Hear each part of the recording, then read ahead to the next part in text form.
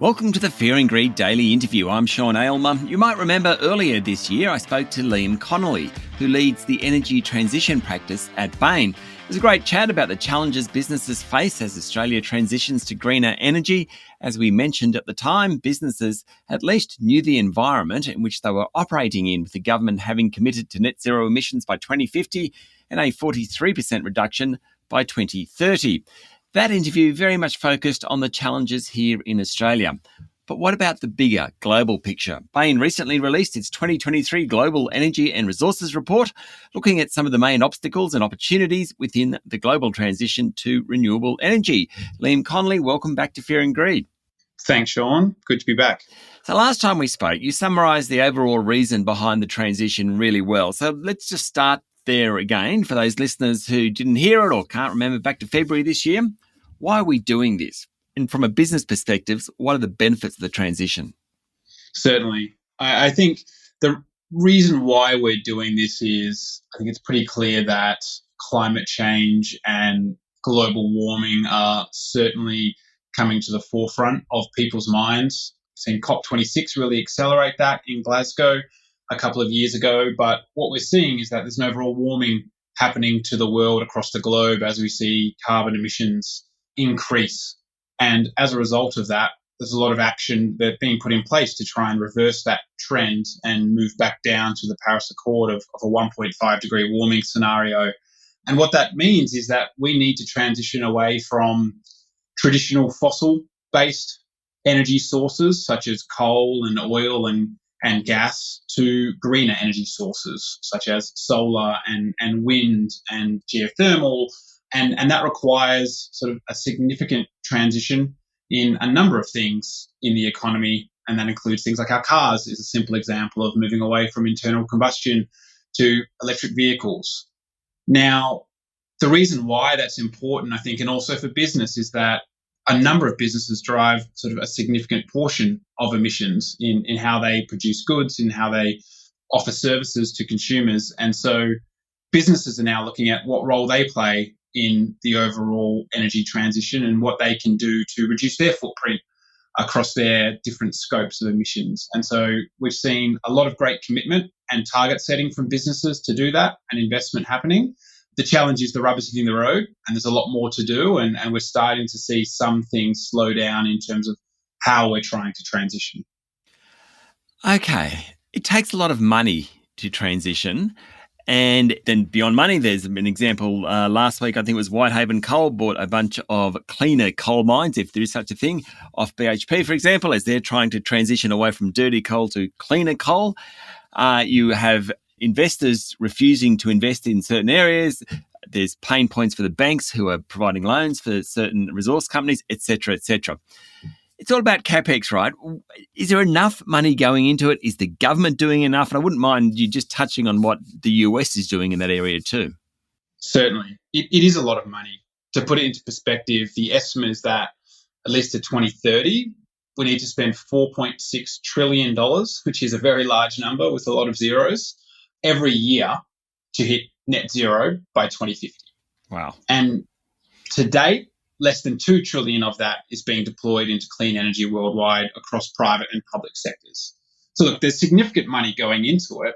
However, the challenge is we need to more than double that and do that every single year to put us on the path to net zero.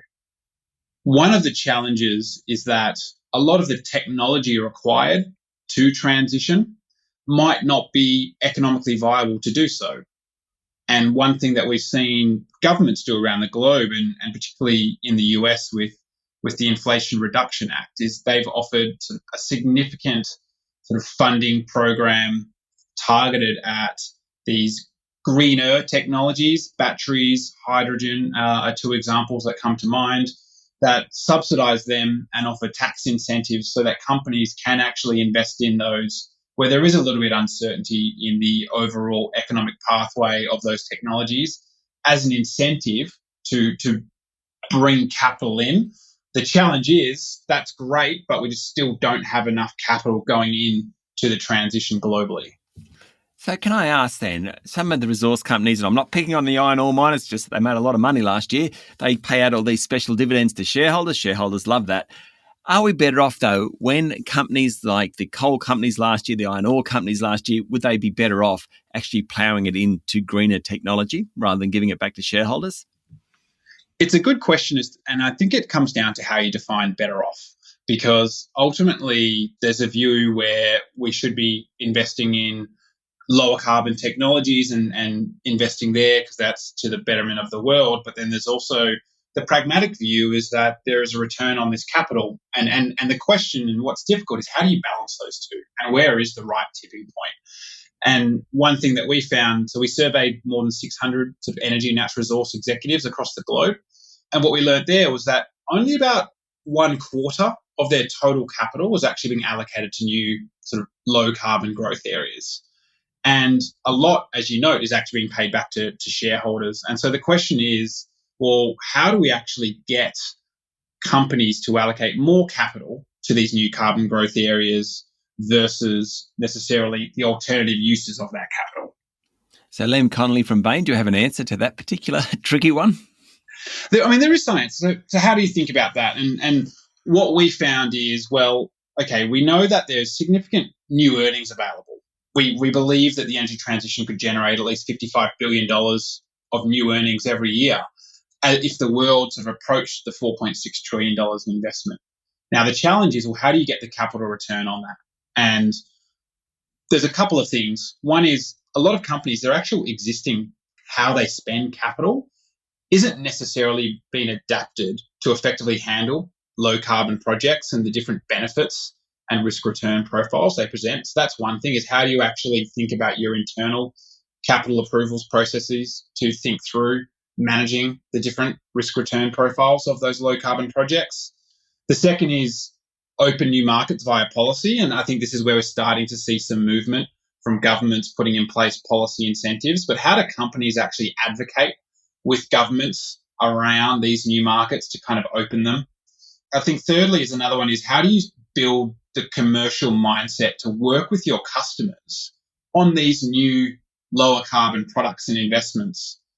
And so what that requires is understanding, well, if we invest in this, well, how do we actually understand who's the customer that's going to offtake that? What's the benefit to that customer? Would they be willing to pay a premium or not? And therefore, how do we weigh that up? And then actually looking at, well, are there other creative financing solutions that we could put in place to try and reduce the cost of capital? So there are a few levers to pull. The challenge is none of them are easy on their own, but they all require effort and work to bring to fruition. Stay with me, Liam. We'll be back in a minute.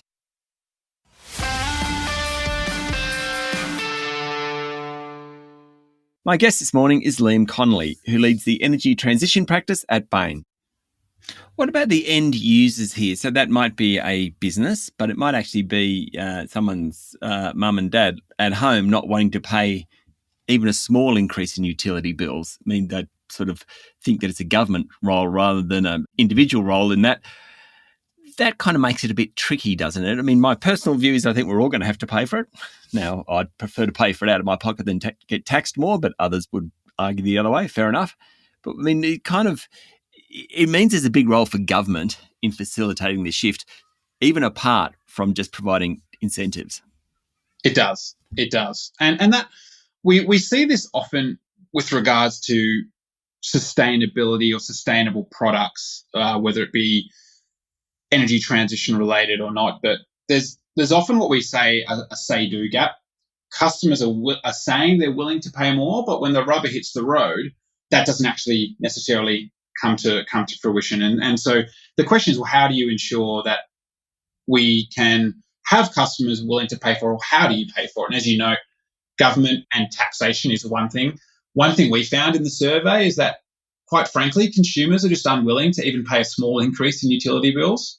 And there was by far a preference to raise taxes on wealthy households, and therefore the view that government should intervene to bring down those consumer bills. And I think that's even forefront now, particularly if you look at the rising energy costs that we're seeing. We've seen it in Australia, but what you're seeing in the UK. And yes, there's some external events which are driving that currently. But I think that is something which we have to really consider as to, well, what is the right approach here? And that has been one of the reasons why companies have been sort of holding back on investing because the return on that investment isn't there if customers or the end users are not necessarily paying more for it. And so I think that's a question that we need to work through because it does start to bring in other elements such as the just transition. Like, what about people that can't afford that and are just scraping by and trying to manage their own spend? They're not the ones, quite frankly, that are keen to spend more on greener energy because they're struggling day to day with just the cost of living. Yeah. Yeah. Okay, look, the report also looks at the booming demand for critical minerals, things like nickel, cobalt, lithium. Where are we up to on that? Are there enough of those minerals around, or, have we done enough to reduce the price in them? I know lithium, there's a few reports in the last week that lithium prices will come off. They're still about, I think they're up 200% or something other than the last year or so. So they're still pretty high. Where's all that up to? Yeah, it's interesting. And critical minerals, I do think, is one which is going to require an unlock, just given the surge in demand that we expect to see from critical minerals in the future, which by the way, is good news for Australia. If I was just to look forward 10 years, and let's talk critical minerals, lithium, copper, nickel, rare earths, there's going to be significant demand increases for those minerals. And the reason why is if I take an EV, that requires 5 times the critical minerals than an internal combustion engine vehicle today. And renewable power requires 3.5 times the critical minerals than conventional power. What that translates to is in the next 10 years, we're going to see sort of a 7-fold increase in the global demand for lithium. Copper is going to increase, nickel, and rare earths is going to increase 200%. So the challenge then is, well, how do we actually get those minerals out of the ground? And to do that, and one of the things that we're seeing is actually the time it takes to go from discovery to production of these minerals.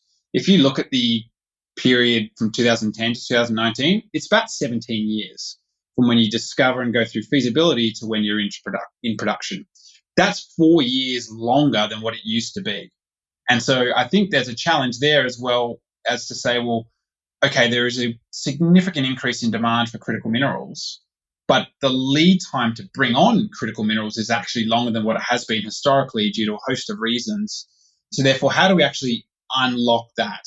And while that presents some challenges for the globe in the energy transition, Australia is in quite a good position to take advantage of that. And we actually see that as one of the greatest opportunities for Australia from an export perspective is in the critical mineral space. Liam, we're about 2 minutes over time because I've been carried away by this conversation because I find it incredibly interesting. One final question, though. Will we get there? I think we will get there. I think the pathway to get there might be hard to predict at times, and external events are going to do that. I think the challenge will be the timing that we get there. And significant more capital needs to be deployed into the transition to get there by 2050. And it's probably too early to tell whether we're going to get there, but I think we're seeing at least positive momentum overall, despite some tailwinds. And so we're moving in the right direction is probably how I would characterize it now, but still a lot of work to do to hit the timelines. Liam, thank you for talking to Fear and Greed. Thanks, Sean. That was Liam Connolly, who leads the energy transition practice at Bain. This is the Fear and Greed Daily Interview. Join us every morning for the full episode of Fear and Greed, Australia's most popular business podcast. I'm Sean Aylmer. Enjoy your day.